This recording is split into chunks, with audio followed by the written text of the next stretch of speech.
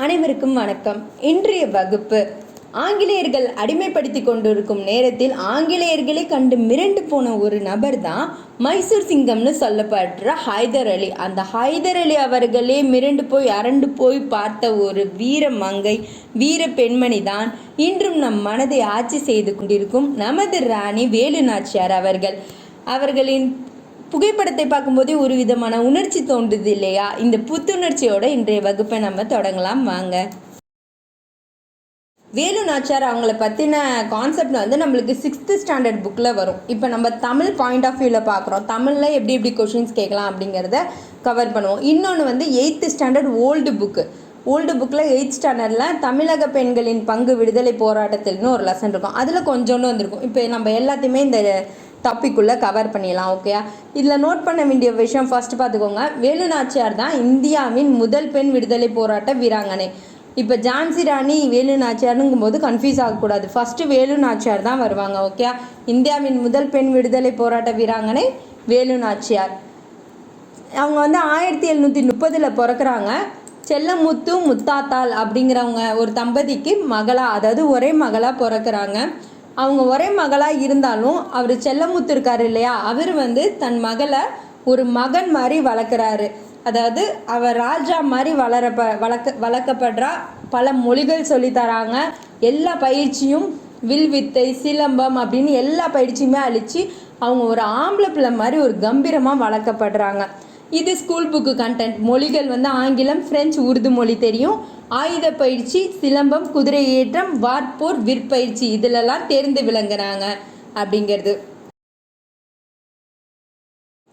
வேலு நாச்சியார் அவர்கள் அவங்க அம்மா அப்பா வீட்டில் ஒரு ஆம்பளை பிள்ளை மாதிரி வீரத்தோட கம்பீரமாக வளர்க்கப்பட்டு இருக்காங்க. அவங்களோட ஊர் வந்து ராமநாதபுரம். அவங்களுக்கு 16 வயசு ஆகுது. 1746 அவங்களுக்கு திருமண ஏற்பாடு பண்ணுறாங்க. சிவகங்கை அப்படிங்கிற ஒரு ஊர். அந்த சிவகங்கை ஊர் சீமை அப்படின்னு சொல்லி போற்றிருக்காங்க. சீமை அப்படின்னா எல்லா விதமான வணிக வசதி, எல்லா விதமான வசதிகளும் நிறைஞ்ச ஒரு பெரிய ஊர் அப்படின்னு சொல்லலாம். அப்போல்லாம் வந்து இந்தியா அப்படிங்கிற பேர் கிடையாது. பாளையக்காரர் முறை, ஜமீன்தாரி முறை, இது மாதிரி தான் ஆட்சிகள் நடந்துட்டு இருந்துச்சு. ஊரை வந்து இப்படி தான் பிரிச்சுக்கிட்டாங்க. ஸ்டேட்டு, ஊர், நாடு அப்படிலாம் கிடையாது. அந்த டயத்தில் சிவகங்கை சீமையை ஆண்டுட்டு இருந்த ராஜா தான் முத்துவடுகநாதர். அந்த முத்துவடுகநாதரை நம் வேலு நாச்சியார் திருமணம் செய்கிறாங்க. இவங்களோட திருமணம் 1746 நடைபெறுது. அப்போ இவங்களுக்கு வயது 16. ஆனால் இவங்க ரொம்ப டேலண்ட்டு அப்படின்னு தெரிஞ்சுக்கிட்டதுனால முத்துவடுகநாதர் வந்து இவங்களுக்கு சில முக்கியமான பதவிகளும் கொடுத்து இவங்களை அங்கீகரித்து தன்னோட அரண்மனையில் அவங்கள செயல்பட விட்டுட்டு இருந்திருக்காரு. அதாவது எப்படின்னா, படைப்பிரிவுக்கு இவங்க ஆலோசனை சொல்கிற வேலைகள், வழி நடத்துகிற வேலைகள் எல்லாமே வேலு நாச்சியாருக்கு வழங்கப்பட்டுச்சு அப்படின்னு சொல்கிறாங்க. இந்த முத்துவடுகநாதரோட அமைச்சர் வந்து தாண்டவராயர், அவங்களோட தளபதி பெரிய மருது, சின்ன மருது. இவங்க எல்லாமே வேலு நாச்சியாருக்கு முக்கிய உறுதுணையாக இருந்திருக்காங்க அப்படின்னு சொல்கிறாங்க. இந்த முத்துவடுகநாதர் வந்து என்ன பண்ணியிருக்காங்க, ஆங்கிலேயர்களை வந்து ரொம்பவே இறுக்கம் கொடுக்க ஆரம்பிச்சிட்டாங்க. எதுக்குன்னா, வரி செலுத்த சொல்லி ரொம்பவே டைட் பண்ணி ப்ரெஷர் கொடுக்குறாங்க. அந்த சமயத்தில் வந்து முத்துவடுகநாதர், என்னாலலாம் உனக்கு வரி தர முடியாது, நீ யார் என்கிட்ட வரி வாங்கிறதுக்கு அப்படின்னு சொல்லி ரொம்பவே கோவப்படுறாரு. இது கொஞ்ச நாள் நடந்துட்டு இருக்கிற சமயத்தில் ஆங்கிலேயர் அவங்களை எப்படியாவது முத்துவடுகநாதர்கிட்ட தாக்கணும், போர் பண்ணணும் அப்படின்னு நினச்சிட்டு இருக்காரு. ஆனால் வேலு நாச்சியார்னால அவங்களால முத்துவடுகநாதர்கிட்ட நெருங்கவே முடியல. அந்த அளவுக்கு அவங்க வந்து படையை ஸ்ட்ராங் பண்ணி வைக்கிறாங்க. அந்த அளவுக்கு வந்து ஒரு நல்ல ஒரு அறிவான பெண்ணாக திகழ்ந்துட்டு இருக்காங்க. அவங்க தான் ஒரு அரணா, அந்த முத்துவடுகநாதருக்கு அரணாக இருந்தவங்களே வேலு நாச்சியார் அப்படிங்கிற மாதிரி இருக்காங்க. அதனால ஆங்கிலேயர்கள் என்ன பண்ணுறாங்க, ஒரு சூழ்ச்சி பண்ணுறாங்க. என்னன்னு பார்த்தீங்கன்னா, ஃபெஞ்சர் ஸ்மித் அப்படின்னு சொல்லி ஒரு 2 ஆங்கிலேயர். அந்த ஸ்மித் வந்து சொல்கிறாரு வேலு நாச்சியாரை, நாங்கள் வந்து உங்களை வந்து போர் சம்மந்தமாக கொஞ்சம் பேச வேண்டிய வேலை இருக்குது, நான் அரண்மனையில் வந்து உங்களை மீட் பண்ணுறோம் அப்படின்னு சொல்லி சொல்கிறாங்க. இந்த போர் ஆலோசனைகள்லாம் பற்றி வேலு நாச்சியார் தானே பார்த்துக்கிட்டு இருக்காங்க. அதனால அவங்கள வந்து மீட் பண்ணோம் அப்படின்னு சொல்லி அரண்மனையில் இருக்க சொல்லிட்டாங்க. அப்போ வந்து காளையார் கோவில் அப்படின்னு ஒரு கோவில் இருக்குது. அந்த கோவிலுக்கு எப்போவுமே வந்து முத்துவடுகநாதர் போகிறது வழக்கம். அன்னைக்கு இந்த ஸ்மித் வராங்க அப்படின்னு சொன்னதுனால வேலு நாச்சியார் இருந்துட்டாங்க. காளையார் கோவிலுக்கு வந்து முத்துவடுகநாதரும் அவரோட இன்னொரு மனைவி ஒருத்தவங்க கௌரி நாச்சியார்னு ஒருத்தவங்க இருந்திருக்காங்க. அந்த கௌரி நாச்சியாரும் இந்த முத்துவடுகநாதரும் அந்த கோயிலுக்கு போயிருக்காங்க அப்படின்னு சொல்லப்படுது வரலாறுல. அந்த கோயிலுக்கு போனப்ப ஆங்கிலேயர்கள் என்ன பண்ணிட்டாங்களாம், அந்த கோவிலை சுற்றி வளர்ச்சி போருக்கு ஆள்களை கூட்டிகிட்டு வந்துட்டாங்களாம். இவங்கள்ட்ட அந்த முத்துவடுகநாதர்கிட்ட இருந்த படை வீரர்கள், அதாவது காவலுக்கு இப்படி போயிருப்பாங்க இல்லையா, அந்த இருந்த படை வீரர்களை வச்சு அவர் போர் பண்ணி பார்த்து கடைசியில் அவரால் ஜெயிக்க முடியல. ஆங்கிலேயர் கையால் முத்துவடுகநாதர் கொல்லப்படுகிறார். அவங்க கூடவே அந்த கௌரி நாச்சியாரும் கொல்லப்பட்டுட்டாங்க அப்படின்னு சொல்லப்படுது. இந்த காளையார் கோவிலில் 1772 ஜூன் மாதம் 25 வந்து முத்துவடுகநாதர் ஆங்கிலேயரில் கொல்லப்பட்டார். அந்த ஃபெஞ்சர் அப்படிங்கிறவர் தலைமையில் தான் அந்த போர் நடந்திருக்கு ஆங்கிலேயர்கள். ஓகே, இதுக்கப்புறம் அவங்க இந்த செய்தி வந்து வேலு நாச்சியாருக்கு வருது. வேலு நாச்சியார் வந்து இதுமாரி ஒரு சூழ்ச்சி பண்ணிட்டாங்களே அப்படின்னு சொல்லி ரொம்பவே கோபம் ஆகுறாங்க. அப்போ போய் முத்துவடுகநாதரோட அந்த இறந்து போன உடல் மேலே வந்து அவங்க சபதம் எடுக்கிறாங்க. உங்களை கொன்ன அந்த ஆங்கிலேயரை நான் சும்மா விட மாட்டேன், திரும்ப அந்த சிவகங்கையை மீட்டு எடுப்பேன், மீட்டு எடுக்காமல் நான் ஓய மாட்டேன் அப்படின்னு சொல்லி அவங்க சபதம் எடுக்கிறாங்க. அந்த ஒரு கோவத்தோடு இருக்காங்க. அப்போ அவங்க கூட உறுதுணையாக இருந்தது இந்த அமைச்சர் தாண்டவராயனும் பெரிய மருது சின்ன மருதும். நாங்கள் உங்களுக்கு எப்போவுமே சப்போர்ட்டாக இருக்கோம் அப்படின்னு சொல்லி வேலு நாச்சியாருக்கு உறுதுணையாக நின்றுருக்காங்க. அப்போ வந்து வேலு நாச்சியார் சொல்லியிருக்காங்க, இப்போ நம்ம உடனே போய் அட்டாக் பண்ணி எதுவுமே பண்ண முடியாது, நம்ம பொறுமையாக தான் நம்ம படைகள்லாம் திரட்டி பொறுமையாக தான் அவங்கள வந்து தாக்கணும், அதனால நம்ம கொஞ்சம் நாளைக்கு தலைமறைவாக இருக்கணும் அப்படின்னு சொல்லி இவங்க வந்து திண்டுக்கல் பக்கம் போகிறதா சொல்கிறாங்க. இந்த திண்டுக்கல்ல விருப்பாச்சிபாளையம் அப்படிங்கிற ஒரு இடத்துக்கு ராணி வேலு நாச்சியார், அந்த தாண்டவராயன் பிள்ளை, சின்ன மருது, பெரிய மருது எல்லாரும் அங்கே போய் தங்கலாம் அப்படின்னு சொல்லி போகிறாங்க. அவங்க கூட வெள்ளை மருது அப்படின்னு சொல்லி ஒருத்தவர் வராரு. வெள்ளை மருது அப்படிங்கிறவர் யாருன்னு பார்த்தீங்கன்னா கட்டபொம்மன் இருக்கார் இல்லையா, அவரோட தம்பி.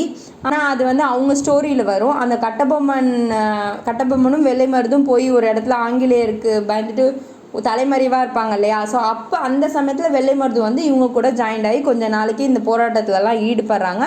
பின்னால் வெள்ளை மருதுவும் ஆங்கிலேயரால் தூக்கிலிடப்பட்டுட்டார், இல்லை கொல்லப்பட்டுட்டாரோ என்னமோ சொல்லப்பட்டது. இந்த வேலு நாச்சியாருக்கு ஒரு மகள் இருந்திருக்காங்க. அவங்க பேர் வெள்ளச்சி நாச்சியார். ஓகே, இந்த வெள்ளச்சி நாச்சியார் தான் வேலு நாச்சியாருக்கு அப்புறம் ஆட்சிக்கு வருவாங்க. அதை பற்றி நம்ம பின்னாடி பார்க்கலாம். இப்போதைக்கு வந்து வேலு நாச்சியார், சின்ன மருது, பெரிய மருது, தாண்டவராயன் பிள்ளை, அவங்களோட மகளான வெள்ளச்சி நாச்சியார் எல்லாருமே எங்கே போகிறாங்க, விருப்பாச்சிபாளையத்துக்கு போகிறாங்க. அந்த விருப்பாச்சிபாளையத்தில் இவங்களுக்கு ஆதரவு கொடுத்தவங்க கோபால நாயக்கர் அப்படிங்கிறவர் இவங்களுக்கு ஆதரவு கொடுக்குறாரு. இதுமாரி ஆங்கிலேயருக்கு எதிராக உள்ளவங்களுக்கெல்லாம் ஆதரவு கொடுத்தாங்க அப்படிங்கிறதுனால பிற்காலத்தில், அதாவது பிற்நாளில் கோபால நாயக்கரை புளிய மரத்தில் தூக்கிலிடப்பட்டார் ஆங்கிலேயர்களால். எதுக்குன்னா இது வந்து சம்டைம்ஸ் வந்து ஒரு தடவை டிஎன்பிஎஸ்சி ப்ரீவியஸ் இயர் கொஷினில் கேட்டாங்க, ஒவ்வொரு கட்டபொம்மன் என்ன மரத்தில் தூக்கிலிடப்பட்டார் அப்படின்னு சொல்லி ஒரு ஆப்ஷன் மாதிரி கொடுத்துருந்தாங்க, பொறுத்துக்க மாதிரி. அதனால் இதெல்லாம் நோட் பண்ணிக்கோங்க. ஓகே, அந்த விருப்பாச்சிபாளையத்தில் அவங்க தங்கிக்கிட்டே என்ன பண்ணுறாங்க, படைகளை திரட்டுறாங்க. அதாவது ஆங்கிலேயருக்கு எதிராக இருப்பாங்க இல்லையா, ஒரு குறுநில மன்னர்கள் சில பேர்லாம் இருப்பாங்க. ஸோ அவங்க கூடலாம் சேர்ந்து இவ்வளோ வீரர்கள் எல்லாருக்கும் போர் பயிற்சி கொடுக்கறது, இதே மாதிரியான வேலைகளில் ஈடுபட்டுட்டு இருக்காங்க வேலு நாச்சியார்.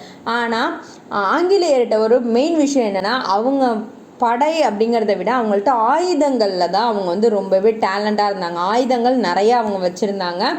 ஸோ அதனால் அந்த ஆயுதங்களில் ஈக்குவலைஸாக டேலண்ட்டாக அந்த சமயத்தில் இருந்த நம்ம சைடில் இருந்த ராஜா யாருன்னு பார்த்தீங்கன்னா ஹைதர் அலி அப்படிங்கிறவர், மைசூர் ராஜா ஹைதர் அலி. அவர் வந்து ஆங்கிலேயரே வந்து பயந்து போகிற அளவுக்கு அவர்கிட்ட வந்து அந்த அளவுக்கு ஆயுதங்கள் வந்து நிறையா அவர் வச்சு போர் பண்ணியிருக்காரு அப்படின்னு சொல்லி அப்போ வந்து வரலாறுகள் சொல்லிட்டு இருந்திருக்காங்க. இப்போ நம்ம இப்படி அக்கம் பக்கம் கேள்விப்படுவோம், அது மாதிரி அப்போ கேள்விப்பட்டதும் வேலு நாச்சியார் சொல்கிறாங்க, நம்ம ஏன் ஹைதர் அலிகிட்ட போய் உதவி கேட்கக்கூடாது அப்படின்னு சொல்லி முடிவெடுக்கிறாங்க. அதுக்காக வந்து திண்டுக்கல்ல இருக்காங்க இல்லையா, அப்போ வந்து திண்டுக்கலுக்கு வந்து ஹைதர் அலி வந்திருக்காரு. அந்த சமயத்தில் வந்து ஒரு 3 கடிதம் போல் எழுதுகிறாங்க, 3-4 கடிதம் எழுதுகிறாங்க. யாருக்கு, ஹைதர் அலிக்கு. மொத்தம் 3 கடிதம் எழுதியிருப்பாங்க. அந்த 3 கடிதமுக்குமே ஒரு ரிப்ளையே கொடுக்க மாட்டார் ஹைதர் அலி, எந்த பதிலுமே அனுப்பியிருக்க மாட்டார். உடனே என்ன பண்ணுறாங்க, அந்த ஹைதர் அலியை போய் நேரில் பார்க்கறதுக்கு ஒரு 3 போர் வீரர்கள் வந்து குதிரையில் போகிறாங்க.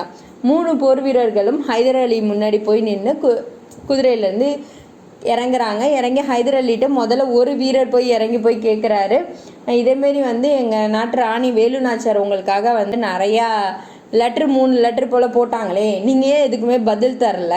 எங்களுக்கு வந்து இதுமாரி ஆங்கிலேயர்கிட்ட இதுமாரி பிரச்சனை இருக்குது, அதனால எங்களுக்கு குதிரைப்படை, அதாவது 5000 குதிரைப்படை எங்களுக்கு தாங்க அப்படின்னு சொல்லி போய் கேட்குறாங்க. அப்போ ஹைதர் அலி சொல்கிறாரு, ஆமாம் உங்களோட ராணி ஒரு பெண் ராணி தானே, அவங்க எங்கே இருக்காங்க, அவங்க எங்கே அப்படின்னு சொல்லி ஒரு மாதிரி இதாக கேட்குறாரு. அதாவது ரொம்ப கொஞ்சம் லோவாக கேட்குறாரு. ஒரு பொண்ணுக்காக நான் என்ன பண்ணுறது, அவங்க எங்கே ஒளிஞ்சிட்ருக்காங்க அப்படிங்கிற மாதிரி கேட்குறாரு அவர். அப்போ வந்து அந்த 3 வீரர்களில் ஒரு வீரர் குதிரையை விட்டு இறங்கி வராரு. அப்படியே இறங்கி கிட்டக்க நெருங்கி வந்து முகத்தில் அணிஞ்சிருக்கிற அந்த முகத்திரை அப்படியே முகத்தில் இருக்கிற துணியை அப்படியே விளக்குறாங்க. விளக்குனா அப்படியே சாட்சாத் நம்ம வேலு நாச்சியார் அப்படியே ஒரு கம்பீரமான முகத்தோட அவருக்கு முன்னாடி நிற்கிறாங்க. ஹைதர் அலி அப்படியே பார்த்து அரண்டு போயிட்டாரு. வந்தது அப்படியே ஆம்பளை மாதிரி ஒரு கம்பீரத்துலலாம் வந்தாங்க. ஒரு போர் வீரனுக்கே உரிய கம்பீரமாக இருந்துச்சு அந்த தோற்றம். ஆனால் அது ஒரு பெண்ணா அப்படின்னு சொல்லி அவரே அப்படியே ஒரு செகண்ட் அப்படியே அரண்டு போய் பார்த்தாரு அப்படின்னு சொல்லி சொல்கிறாங்க. அவரோட வரலாற்றில் கூட இது பதியப்பட்டிருக்கு. அப்படியே மிரண்டு போய் நின்று இருக்காரு. அப்போ ஹைதர் அலி கூட அவங்க ஆல்ரெடி உருது மொழிலாம் அவங்களுக்கு தெரிஞ்சிச்சு இல்லையா, ஹைதர் அலிக்கு உருது மொழி தான் தெரியும். ஹைதர் அலி கூட உருது மொழியில் அவங்க பேசியிருக்காங்க. அப்போ ஹைதர் அலிக்கு இன்னும் ஆச்சரியம் தாங்கலை. ஒரு தமிழ்நாட்டில் ஒரு எங்கேயோ ஒரு மூலையில் இருந்த ஒரு பொண்ணு இவ்வளோ கம்பீரமாக வரதே பெருசு, ஆனால் உருது மொழி நம்ம கூட பேசுகிறாங்களே அப்படின்னு சொல்லி எக்கச்சக்க ஆச்சரியம் மேலே ஆச்சரியமாக ஆகுது. அவர் வியந்து போய் அவங்க வேலு நாச்சியார் அந்த விஷயங்கள் எல்லாத்தையும் விளக்குறாங்க. இதேமாரி ஆங்கிலேயர்கிட்ட இப்படி போர் பண்ணணுன்னு இருக்கோம், இவ்வளோ மன்னர்கள் இருக்காங்க, இவ்வளோ சப்போர்ட் இருக்குது, இப்போதைக்கு எங்களுக்கு ஆயுதங்களோ இல்லை குதிரைப்படைகள் இதேமாரி கொஞ்சம் எக்ஸ்ட்ரா சப்போர்ட் இருந்தால் நாங்கள் இன்னும் நல்லாவே போர் பண்ணுவோம் அப்படின்னு சொல்லி சொல்கிறாங்க. அதெல்லாம் கேட்டுட்டு ஹைதர் அலியும் நான் உங்களுக்கு உதவி பண்ணுறேன் அப்படின்னு சொல்லி ஒத்துக்கிறாரு. அந்த ஹைதர் அலி வந்து 5000 போர் வீரர்கள், அதாவது அவங்க வந்து ஒரு கடிதம் அனுப்புனாங்க இல்லையா, 3 கடிதம் அனுப்பியிருக்காங்கன்னு சொன்னாங்களே, அந்த 3 கடிதத்தில் என்ன கேட்டிருந்தாங்கன்னா 5000 போர் வீரர்கள் 5000 குதிரை வீரர்கள் அனுப்பி வைங்க அப்படின்னு சொல்லி கேட்டிருந்திருக்காங்க. எப்போ 1772, அதாவது அந்த இவர் முத்துவடுகநாதர் இறந்த ஆண்டு எழுதின கடிதத்தில் என்ன அனுப்பியிருக்காங்க, 5000 போர் வீரர்களும் 5000 குதிரை வீரர்களும் அனுப்பி வைங்க அப்படின்னு சொல்லியிருக்காங்க. ஆனால் ஒரு 8 வருஷம் கழிச்சு தான் இவங்க போர் பண்ணவே போனாங்க. அது வரைக்கும் அவங்க தயார்படுத்திட்டு தான் இருந்தாங்க வேலு நாச்சியார். அவங்க 8 வருஷம் கழிச்சு போர் பண்ண போகும்போது ஹைதர் அலி அனுப்பினது எவ்வளோ அப்படின்னு பார்த்தீங்கன்னா 5000 வீரர்கள் 5000 போர் வீரர்கள் கூட பீரங்கி படை ஒன்றையும் அனுப்பி வச்சாரு அப்படின்னு சொல்கிறாங்க. அப்போ அவர் எந்த அளவுக்கு இன்ஸ்பயர் ஆகிருந்தாருன்னா எக்ஸ்ட்ரா செய்கிற அளவுக்கு கூட அவருக்கு அந்த ஒரு மைண்ட் வந்திருக்கும் இல்லையா. அந்த அளவுக்கு வந்து ரொம்ப கம்பீரமாக ரொம்ப தைரியமாக போய் பேசின ஒரு பெண் தான் அவங்க. அந்தளவுக்கு கம்பீரமான ஒரு பெண்மணி. ஓகே, இப்போ 1772 வந்து முத்துவடுகநாதர் இறந்து போயிடுறாரு. ஆனால் வேலு நாச்சியார் சிவகங்கையை கைப்பற்றினது எப்போ 1780.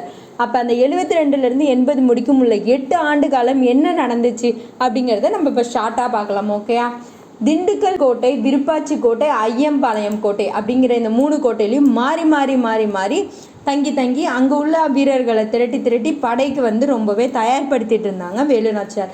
இது நடந்துக்கிட்டே இருக்கிறப்ப இந்த மருது சகோதரர் வந்து சிவகங்கைக்கு போய் சிவகங்கையில் உள்ள மக்கள்கிட்டலாம் விஷயம் இதேமாரி வேலு நாச்சியார் இருக்காங்க, நம்ம எல்லாரும் சேர்ந்து போர் பண்ணி எப்படியாவது ஆங்கிலேயர்கிட்டருந்து வாங்கணும் அப்படின்னு சொல்லி மக்களை ஒன்று திரட்டி ஒரு போராட்ட படைகள்லாம் ரெடி பண்ணாங்க. அந்த போராட்ட படைக்கு வந்து இந்த மருது சகோதரர்கள் தான் தலைமை தாங்கினாங்க. வேலு நாச்சியார் வந்து திருப்பத்தூர் படைக்கு வந்து என்ன வேலு நாச்சியார் வந்து திருப்பத்தூர் படை ஒன்று ரெடி பண்ணுறாங்க. அதாவது திருப்பத்தூரில் ஆங்கிலேயர்களை பிடிக்க சொல்லி அந்த படைக்கு தலைவராக வந்து நன்னி அம்பலம், சேதுமந்தி அம்பலம் அப்படிங்கிற ஒரு கள்ளர் தலைவர்களை வந்து தலைமையாக போட்டு போய் திருப்பத்தூர் கோட்டையை வந்து தாக்குங்க அப்படின்னு சொல்லி அனுப்பி விடுறாங்க. காளையார் கோவில் படைப்பிரிவுக்கு வந்து மருது சகோதரர்களை தலைமையேற்க வச்சுருக்காங்க. காளையார் கோவிலுங்கிற ஊர் இருக்கு இல்லையா, அந்த முத்துவடுகநாதர் இறந்தாரே அந்த ஊரில் இருக்கிற ஆங்கிலேயரை தாக்கிறதுக்கு மருது சகோதரர்கள் தலைமையில் ஒரு படை ரெடி ஆகிட்டு ஃபஸ்ட்டு வந்து நன்னியம்பலம் படை தான் வந்து என்ன பண்ணுது, போய் ஒரு 3000 படை வீரர்கள் 8 பீரங்கியோட போய் திருப்பத்தூர் கோட்டையை தாக்கி அதில் வெற்றி பெற்று வேலு நாச்சியாரை வந்து ராணியாக அமரவும் செஞ்சிடறாங்க. அப்போ இந்த நன்னியம்பலம் அவங்க வந்து ஒரு முக்கிய பங்காற்றினாங்க அப்படின்னு சொல்லப்படுது. இதிலிருந்து தான் நம்மளுக்கு 6th ஸ்டாண்டர்ட் புக்கில் உள்ளது. ஆக்சுவலாக இப்போ நம்மளுக்கு சிலபஸை ஸ்டார்ட் பண்ணதுனால இது யாருடைய கூற்று, இது யார் யாரிடம் சொன்னது, அதேமாதிரிலாம் கொஷின் கொஞ்சம் டஃப்பாக கேட்டாங்கன்னா என்ன பண்ணுறது, அதனால தான் அப்படியே நான் எழுதியிருக்கேன். ஸோ அதே மாதிரியே படித்து போவாங்க. ஓகே, இப்போ அந்த கான்செப்ட் என்னென்னா திண்டுக்கல் கோட்டையில் இப்போ இவ்வளோ நேரம் நம்ம வந்து இவ்வளோ நேரம் என்னென்ன நடந்துச்சு, என்னென்ன போர் பண்ணாங்க, என்னென்ன எப்படி போருக்கு ஆளுங்களை ரெடி பண்ணியிருக்காங்கன்னு பார்த்தோம். இப்போ எப்படி சிவகங்கையை பிடிக்க போகிறாங்க அப்படிங்கிறது தான் இந்த 8 ஆண்டுக்கு பின் அப்படிங்கிற கான்செப்ட். ஓகே, திண்டுக்கல் கோட்டையில் ஒரு ஆலோசனை கூட்டம் நடக்குது. அந்த கூட்டத்தில் யார் யார் இருக்கான்னு பார்த்தீங்கன்னா வேலு நாச்சியார், அமைச்சர் தாண்டவராயர், பெரிய மருது, சின்ன மருது, அப்புறம் குறுநில மன்னர்கள் கொஞ்சம் பேர் இருக்காங்க. அதில் வேலு நாச்சியார், நம் சிவகங்கையை இழந்து 8 ஆண்டுகள் ஆகிவிட்டன அப்படின்னு வேலு நாச்சியார் சொல்கிறாங்க. கவலைப்படாதீர்கள் அரசியாரே, நாம் சிவகங்கையை மீட்கும் நாள் நெருங்கிவிட்டது அப்படின்னு அமைச்சர் தாண்டவராயன் சொல்கிறாரு. அந்த இனிய நாளைத்தான் நானும் ஆவலுடன் எதிர்பார்த்து கொண்டிருக்கிறேன் அப்படின்னு சொல்லி வேலு நாச்சியார் உணர்ச்சி பொங்க சொல்கிறாங்க. அந்த சமயத்தில் வெளியே ஒரு பெரிய ஆரவாரம் சத்தம் கேட்குது. அப்போ உடனே வேலு நாச்சியார் சொல்கிறாங்க, ஒருவேளை மைசூர்லேருந்து ஹைதர் அலி அனுப்பிய படை வந்து விட்டது அப்படின்னு நான் நினைக்கிறேன் அப்படின்னு சொல்கிறாங்க. அப்போ அப்படியே அங்கேருந்து ஒரு அரை வாயில் வீரன் வந்து வராரு, அறைக்குள்ளே வந்து வாயில் வீரன் வராரு, வந்து சொல்கிறாரு மைசூர்லேருந்து 5000 குதிரைப்படை வீரர்கள் வந்திருக்காங்க அப்படின்னு சொல்கிறாங்க. உடனே வேலு நாச்சியார் மகிழ்ச்சி மகிழ்ச்சி, அவங்கள ஓய்வெடுக்க சொல்லுங்கள், நான் பிறகு வந்து பார்க்கிறேன் அப்படின்னு சொல்கிறாங்க.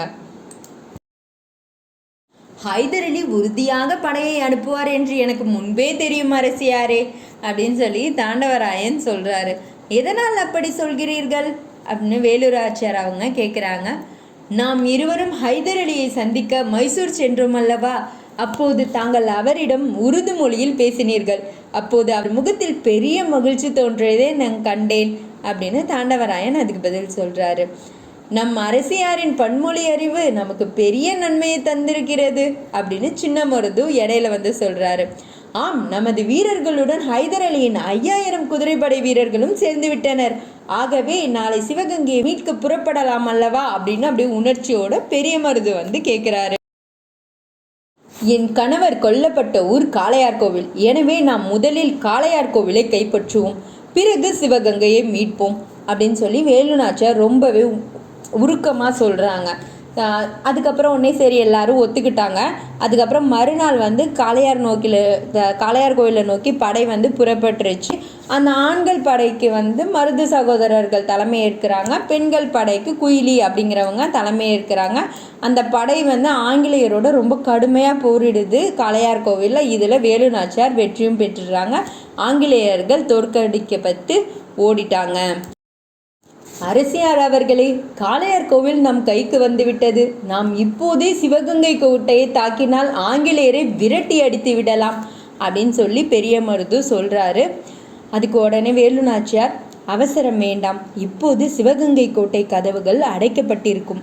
வரும் விஜயதசமி திருநாள் அன்று கதவுகள் திறக்கப்படும். அப்போது நமது படைகள் உள்ளே நுழையலாம் அப்படின்னு சொல்லி அவங்க பிளான் பண்ணி சொல்கிறாங்க. அப்போதும் பெரிய காவல் இருக்குமே அப்படின்னு சொல்லி சின்ன மருது கேட்குறாரு.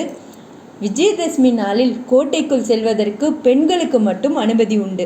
நமது பெண்கள் படைப்பிரிவினர் கூடைகளில் பூக்கள், பழங்கள் ஆகியவற்றுடன் ஆயுதங்களையும் மறைத்து கொண்டு கோட்டைக்குள் செல்லட்டும். உள்ளே அவர்கள் தாக்குதலை தொடங்கியதும் நமது ஆண்கள் படைப்பிரிவினரும் கோட்டைக்குள் நுழைந்து தாக்கட்டும் அப்படின்னு சொல்லி வேலு நாச்சியார் பிளான் பண்ணி சொல்கிறாங்க. அப்படியே செய்யலாம் அரசியாரை. இன்னும் ஒரு செய்தி, தங்களை காட்டி கொடுக்குமாறு உடையாள் என்னும் ஒரு பெண்ணை ஆங்கிலேயர்கள் வற்புறுத்தினார்களாம். அவர்கள் மறுத்ததால் கொன்று விட்டார்களாம். அவர்களுக்கு நாம் உரிய முறையில் சிறப்பு செய்ய வேண்டும் அப்படின்னு சொல்லி தாண்டவராயர் ஒரு இன்ஃபர்மேஷன் சொல்கிறாரு. அவருக்கு ஒரு நடுக்கல் நடுவதற்கு ஏற்பாடு செய்யுங்கள் அமைச்சரே, அவரது பெருமையை எல்லோரும் அறிந்து கொள்ளட்டும் அப்படின்னு சொல்லி வேலு நாச்சியார் சொல்கிறாங்க. அமைச்சர் தாண்டவராயன் அப்படியே செய்வோம் அப்படின்னு சொல்லி செய்கிறாங்க. ஃபஸ்ட்டு வந்து இந்த உடையாள் அப்படிங்கிறவங்க யார் அப்படின்னு நான் ஃபஸ்ட்டு சொல்லிடுறேன், கேட்டுக்கோங்க. இந்த உடையாள் அப்படிங்கிற பெண்மணி வந்து இந்த வேலு நாச்சியார் 8 வருஷமாக ஓடிட்டு இருந்தாங்க இல்லையா, அப்போ வந்து அவங்க ஓடி ஒளிஞ்சப்போ ஒரு டைம் ரொம்ப தாகம் எடுக்கும். ஸோ அப்போ ரொம்ப தாகம் எடுத்த டைமில் வந்து தண்ணி கேட்டு ஒரு பெண்மணிகிட்ட போகிறாங்க. அந்த பெண் வந்து ரொம்ப தாழ்த்தப்பட்ட வகுப்பினர்னு சொல்லுவாங்களே, அந்த இதில் உள்ள ஒரு பெண்மணி. அந்த பெண்மணிகிட்ட தண்ணி கேட்குறாங்க. அந்த பெண்ணும் தண்ணி கொடுக்குறா. தண்ணி கொடுத்தது இதுமாரி நான் இங்கே இருக்கேன், இந்த பக்கம் போனேன் அப்படின்னு சொல்லி என்னை காட்டி கொடுக்காத அப்படின்னு சொல்லி அந்த பொண்ணுகிட்ட கேட்குறாங்க. சரின்னு அந்த பொண்ணு சொல்லிட்டு அதுக்கப்புறம் என்ன நடந்துச்சுன்னு தெரியாது. வேலு நாச்சியாரும் வந்துட்டாங்க. ஆனால் திரும்ப கொஞ்ச நேரத்தில் ஆங்கிலேயர்கள் வந்து அந்த பொண்ணு கேட்குறாங்க, இதேமாரி இந்த பக்கம் ஒரு பொண்ணு போனாங்களா அப்படின்னு சொல்லி கேட்குறதுக்கு அந்த பொண்ணு சொல்கிறா, எனக்கு தெரியும் ஆனால் நான் காட்டி கொடுக்க மாட்டேன் அப்படின்னு சொல்லி ரொம்பவே சொல்கிறான். அவங்க ரொம்பவே டார்ச்சர் தராங்க. எல்லாத்துக்கும் அவர் ஆணித்தனமாக சொல்கிறான், நான் காட்டி கொடுக்க மாட்டேன் அப்படின்னு சொல்கிறான். அப்படி சொல்லிட்டே இருந்தா பாருங்கள், ஒரு ஸ்டேஜுக்கு மேலே அவளை கண்ட துண்டமாக வெட்டி போட்டுட்டாங்க. ஸோ அதனால தான் அந்த சிவகங்கை மாவட்டத்திட்ட அந்த பொண்ணுக்காக இன்றைக்கும் வந்து வெட்டுடையாள் கோவில், அதாவது வெட்டுடையாள் காளி அப்படின்னு சொல்லி ஒரு காளி இருக்கும். அந்த காளியே வந்து இந்த உடையாளுக்காக வந்த காளி தான் அப்படின்னு சொல்லப்படுது. இவங்களோட வரலாறுக்காக வந்த காளி தான் அந்த காளி அப்படின்னு சொல்கிறாங்க. அந்த தெய்வ வழிபாடு இன்றைக்கும் இருந்துகிட்ருக்கு. அந்த உடையாளை பற்றி தான் இவங்க இப்போ இவ்வளோ நேரம் பேசிகிட்டு இருந்தாங்க. ஓகே, சரி, இப்போ நம்ம கான்செப்டுக்குள்ளே வாழுவோம். இப்போ விஜயதசமி அன்னைக்கு தானே இவங்க உள்ளே போகிறதா பிளான் பண்ணியிருக்காங்க. அந்த விஜயதசமிக்கு முதல் நாள் வந்துட்டு அவங்க சிவகங்கையை நோக்கி அந்த படையும் புறப்பட்டு போகுது. அப்போ போகிறதுக்கு முன்னாடி என்ன பண்ணுறாங்க, அந்த நடுக்கல் வச்சுருக்காங்க இல்லையா உடையாளுக்காக, அந்த நடுக்கல் முன்னாடி போய் அந்த படை எல்லாரும் சாமி கும்பிட்டுட்டு போகிறாங்க. யார்? இந்த உடையாள் நடுக்கல் முன்னாடி சாமி கும்பிட்டுட்டு போகிறாங்க. அந்த நடுக்கலுக்கு வந்து தன்னோட தாலியை வந்து செலுத்தி காணிக்கையாக செலுத்தி மரியாதை செலுத்துகிறாங்க வேலு நாச்சியார் வந்து தன்னோட தாலியை அந்த நடுக்கல்லில் போட்டு அவங்களுக்கு மரியாதை செலுத்துகிறாங்க காணிக்கையாக செலுத்தி. அருகில் இருந்த வீரர்கள்லாம் உடனே உடையாள் புகழ் ஓங்குகன்னு சொல்லி கத்துறாங்க. ஓகே, அந்த ஒரு உற்சாகத்தோடு இவங்க உடையாள் நடுக்கல்ல வணங்கிட்டு இப்போ சிவகங்கைக்குள்ளே நுழையிறாங்க. சிவகங்கைக்கு வந்துட்டாங்க. மறுநாள் காலை விடியுது. அப்போ வந்து அரசியாரை, நான் நமது படைப்பிரிவுடன் மாறுவேடத்தில் உள்ளே செல்கிறேன். உள்ளே சென்றதும் அங்குள்ள ஆயுத கிடங்குக்கு எப்படியாவது தீ வைத்து விடுகிறேன். தீ எரிவது தெரிந்ததும் நம் படை உள்ளே நுழையட்டும் அப்படின்னு சொல்லி குயிலி சொல்கிறாங்க. அதாவது பெண்களை கூட்டிகிட்டு நான் உள்ளே போய்ட்றேன், நைஸா எல்லா பூஜை ஜாமானும் எடுத்துகிட்டு போகிற மாதிரி நான் உள்ளே போய் அங்கே ஆயுத கிடங்கு இருக்கு இல்லையா, அவங்களோட ஆயுதமே இல்லைன்னா ஆங்கிலேயர்கள் போர் பண்ண முடியாதுல்ல. ஃபஸ்ட்டு அவங்களோட ஆயுதத்தை நான் எப்படியாவது அழிச்சிடுறேன், அதை கொளுத்தி விட்டுறேன். அந்த கொளுத்தி விடுற நெருப்பு தெரியும் பாருங்கள், அதை பார்த்துட்டு நம்ம ஆளுங்களை உள்ளே அனுப்புங்க, அதுக்கப்புறம் நம்ம போர் பண்ணலாம் அப்படின்னு சொல்கிறாங்க. வேலு நாச்சியாரும் அப்படியே ஆகட்டும் அப்படின்னு சொல்கிறாங்க. குயிலியும் வந்து பெண் படைகளை கூட்டிட்டு கோட்டைக்குள்ளே போகிறாங்க. கொஞ்ச நேரத்தில் வந்து ஒரே கூச்சல் சத்தம் கேட்குது.